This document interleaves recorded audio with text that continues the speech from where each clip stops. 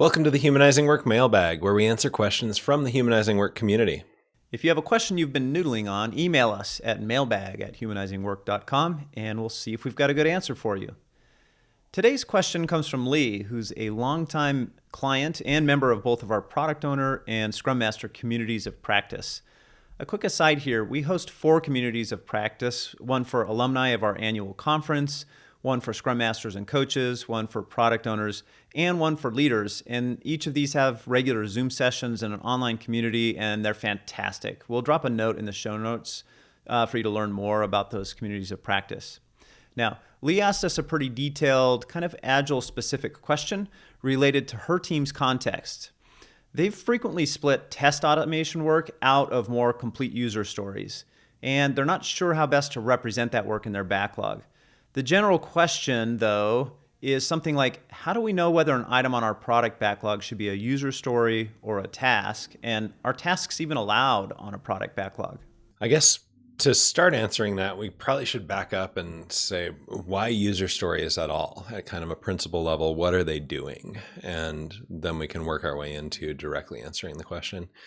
For most software teams, both complexity and value correlate highly with new user-facing system behavior. So if a team is going to incrementally reduce risk and incrementally build value, or better yet, front load for risk reduction and value, it makes sense to organize the work into increments of user-facing system behavior, instead of building up a bunch of stuff behind the scenes and then finally having something users can see and finally dealing with that complexity and getting that value. So user stories are exactly this. They're increments of user-facing system behavior modeled from the perspective of the user experiencing that value. When the source of complexity is the future preferences and behavior of users or markets, this is obvious.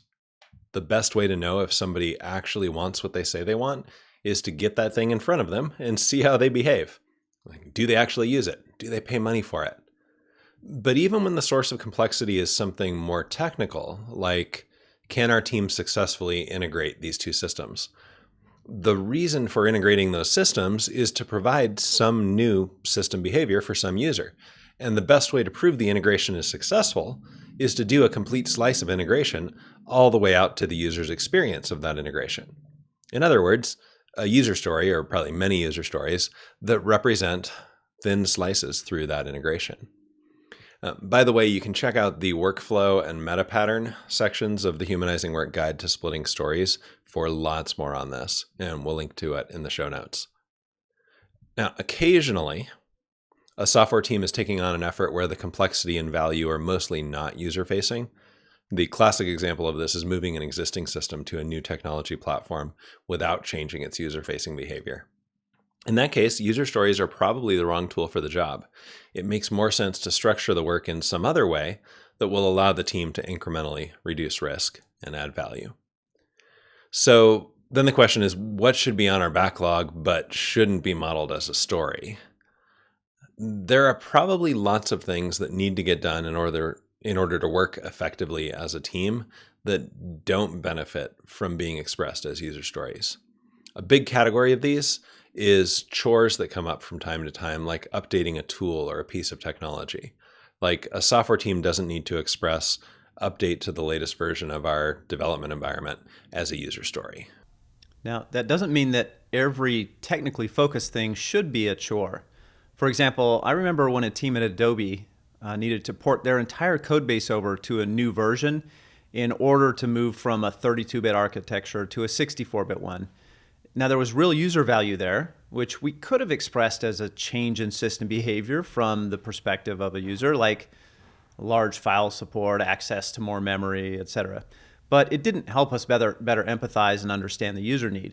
So in that case, we broke the project down into valuable slices, like port the project window to 64-bit, then port the timeline window to 64-bit, and each of those were releasable chunks of value that allowed us to test the integration all the way through, as we mentioned.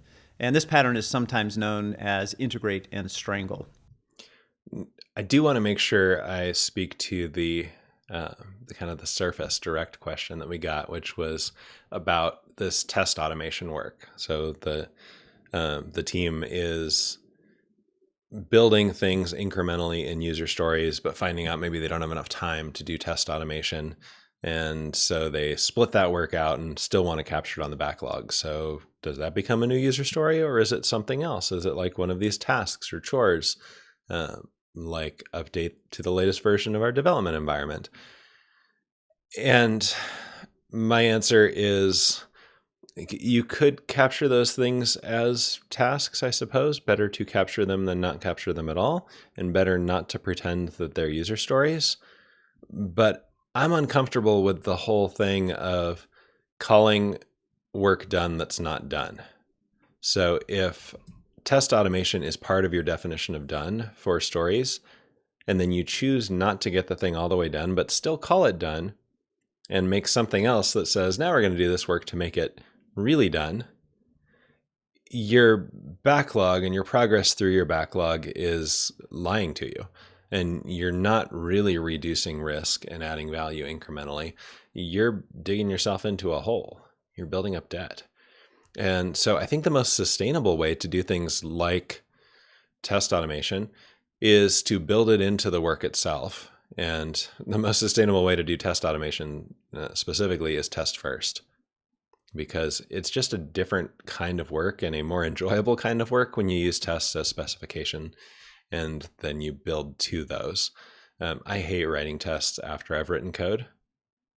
I actually enjoy writing tests first because it's a thing that doesn't exist yet. It's interesting development work instead of just feeling like it's a chore I have to do to finish out the work that really already works. And so it's just an extra check the box kind of activity. I wrote a whole book about this called Behavior-Driven Development with Cucumber that describes how a team can work together to work test first and work story by story without having to separate off the test work as something else. So we'll also link to that in the show notes. That's our take on it. How do you address this type of question about structuring your backlog? We'd love to keep the conversation going in the comments below. Like and share the video if you found it useful, and be sure to hit subscribe to get notified when we post new videos.